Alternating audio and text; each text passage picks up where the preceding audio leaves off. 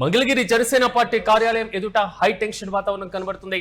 ఇచ్చినటువంటి హామీలు నెరవేర్చకపోవడంతో ఆర్డబ్ల్యూఎస్ కాంట్రాక్టర్లు ధర్నాకు దిగారు. ప్రధానంగా పెండింగ్ బిల్లులు తక్షణమే చెల్లించాలంటూ వారు డిమాండ్ చేస్తున్నారు. మరోవైపు జల జీవన్ మిషన్ లో భాగంగా పనులు చేస్తే బిల్లులు ఆపేశారంటూ కూడా ఆవేదన వ్యక్తం చేస్తున్నారు. 2.5 ఏళ్లుగా బకాయిలను క్లియర్ చేయడం లేదని అసహనం వ్యక్తం చేశారు. అయితే తమ కుటుంబాలను రోడ్డున పరేశారంటూ కూడా కాంట్రాక్టర్లు ఆగ్రహం వ్యక్తం చేస్తున్నారు. యూటీవీ స్క్రీన్ పైన విజువల్స్ లో మనం చూసుకుంటున్నాం. ఇచ్చినటువంటి హామీలను నెరవేర్చడంలో ఉప ముఖ్యమంత్రి పవన్ కళ్యాణ్ విఫలమయ్యారంటూ కూడా వారు విమర్శిస్తూ ధర్నాకు దిగారు. ప్రభుత్వం స్పందించి బకాయిలు తక్షణమే విడుదల చేయాలంటూ కూడా కాంట్రాక్టర్లు విజ్ఞప్తి చేస్తున్నటువంటి వైనాన్ని మనం చూస్తున్నాం. సమస్యల పరిష్కారం అయ్యే వరకు కూడా ఆందోళన కొనసాగిస్తామంటూ వారు హెచ్చరించారు. జనసేన పార్టీ కార్యాలయం వద్ద భారీగా పోలీసులు మోహరించారు. కాంట్రాక్టర్లను అడ్డుకునేటువంటి ప్రయత్నం చేశారు. అయితే కాంట్రాక్టర్లు తీవ్రమైనటువంటి వాగ్వాదం కూడా చోటు చేసుకున్నటువంటి పరిస్థితి మనం చూస్తున్నాం. ప్రభుత్వానికి వ్యతిరేకంగా వారు కీలకమైనటువంటి నినాదాలు చేయడం మాత్రమే కాదు, తమ డిమాండ్లను తమ సమస్యలను పరిష్కరించాలంటూ కూడా వారు రాస్తారోకో నిర్వహించారు.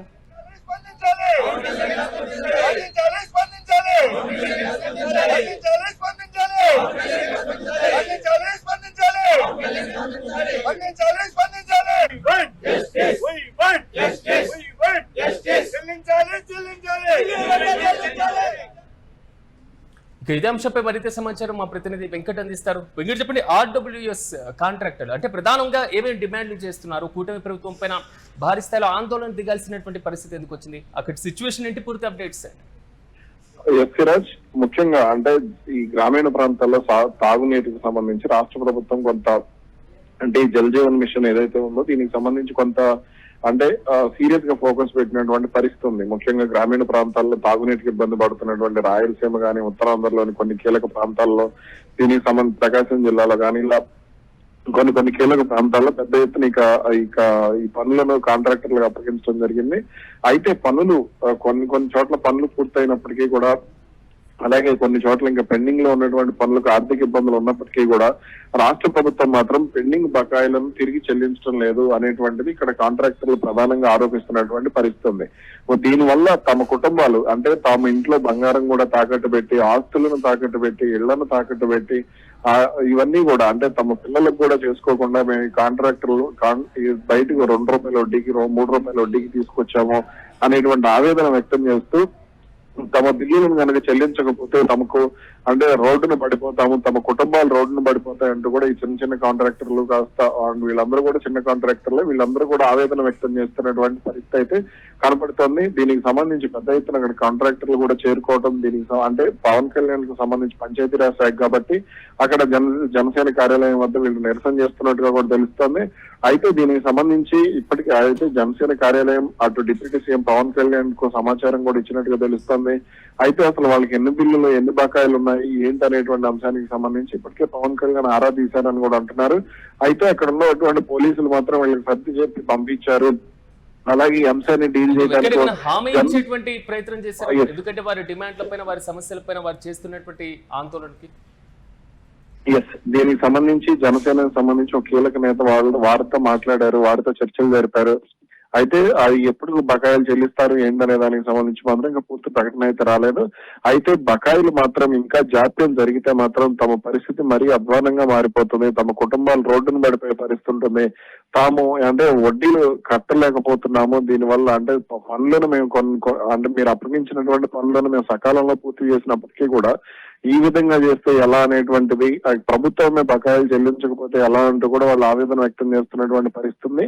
అయితే దీనికి సంబంధించి అయితే పవన్ కళ్యాణ్ గాని అటు మొత్తం పంచాయతీరాజ్ శాఖకు సంబంధించినటువంటి అధికారులు కూడా పూర్తి స్థాయిలో ఎంతమంది కాంట్రాక్టర్లు పనులు చేశారు ఏంటి, అసలు వాళ్ళకి ఎంత చెల్లించాలనే దాని మీద ఇప్పటికే వర్క్ కూడా స్టార్ట్ చేశారు అనేటువంటిది అయితే మనకు అందుతున్నటువంటి సమాచారం. అంటే వెంకట్, సాధారణంగా అంటే కాంట్రాక్టర్లకు చెల్లింపులకు సంబంధించి ప్రభుత్వం చేపట్టేటువంటి ప్రక్రియ సకాలంలో జరగకపోతే ఇలాంటి సమస్యలు ఎదురయ్యేటువంటి పరిస్థితులు కూడా మనం చూస్తున్నాం. సో తాజాగా ఇక్కడైనా దీనికి పులి స్టాప్ పడేటువంటి అవకాశం ఏమైనా కనబడుతుందా అనుకోవచ్చా?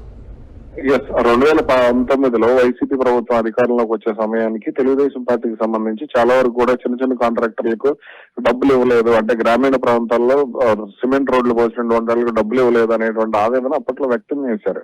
కాబట్టి ఇప్పుడు కూటమి ప్రభుత్వం వచ్చి అప్పుడు కాంట్రాక్టర్లు నష్టపోయారు అనేటువంటిది ఆవేదన వ్యక్తం చేసినప్పుడు, ఇప్పుడు కూటమి ప్రభుత్వం వచ్చిన తర్వాత వీళ్ళు ఇలా పనులు చేసినప్పుడు అంటే కేంద్ర ప్రభుత్వం ప్రతిష్టాత్మకంగా అమలు చేసినటువంటి కార్యక్రమాల్లో కూడా ఈ విధంగా జాప్యం జరుగుతున్నటువంటి పరిస్థితి మాత్రం ఆందోళన కలిగించేటువంటి అంశమే. అంటే అప్పుడు కాంట్రాక్టర్లే ఇప్పుడు కాంట్రాక్టర్లే కాబట్టి దానికి సంబంధించి అంటే ఇవన్నీ కూడా పెద్ద పెద్ద కాంట్రాక్టర్లు అదానిలో లేకపోతే ఇంకెవరో ఎల్ఎన్టీలో వీళ్ళందరూ చేసేటువంటి పరిస్థితి ఉండదు.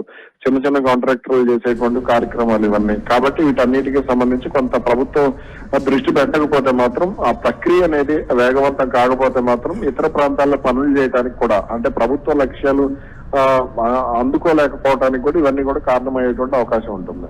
Right Venkat, thank you. ఉత్తమిత మంగళగిరి జనసేన పార్టీ కార్యాలయం ఎదుట హై టెన్షన్ వాతావరణానికి సంబంధించినటువంటి విజువల్స్ ను మనం చూస్తున్నాం. ఇచ్చినటువంటి హామీలు నెరవేర్చకపోవడంతో ఆర్డబ్ల్యూఎస్ కాంట్రాక్టర్లు ధర్నాకు దిగారు. పెండింగ్ బిల్లులు తక్షణమే చెల్లించాలంటూ కూడా వారు డిమాండ్ చేస్తున్నారు. మరోవైపు జల జీవన్ మిషన్ లో భాగంగా పనులు చేస్తే ఆ బిల్లులను కూడా ఆపేశారంటూ కూడా వారు ఆగ్రహం వ్యక్తం చేస్తున్నారు. ఈ 2.5 ఏళ్లుగా బకాయిలను క్లియర్ చేయడం లేదంటూ కూడా ఒక రకంగా అసహనం వ్యక్తం చేస్తున్నారు. తమ కుటుంబాలను రోడ్డున పడేశారంటూ వారు ఆగ్రహం వ్యక్తం చేస్తూనే ఇచ్చినటువంటి హామీలు నెరవేర్చడంలో డిప్యూటీ సీఎం పవన్ కళ్యాణ్ విఫలమయ్యారంటూ కూడా విమర్శలు గుప్పిస్తున్నారు. ప్రభుత్వం స్పందించి బకాయిలు తక్షణమే విడుదల చేయాలంటూ కాంట్రాక్టర్లు విజ్ఞప్తి చేస్తున్నారు. ఇక సమస్యలు పరిష్కారం అయ్యే వరకు ఆందోళన కొనసాగిస్తామంటూ కూడా జనసేన పార్టీ కార్యాలయం వద్ద భారీగా పోలీసులు కూడా చేరుకోవడం జరిగింది. ప్రధానంగా వారి ముందు కూడా ఇదే డిమాండ్ పెట్టారు ఆర్డబ్ల్యూఎస్ కాంట్రాక్టర్లు.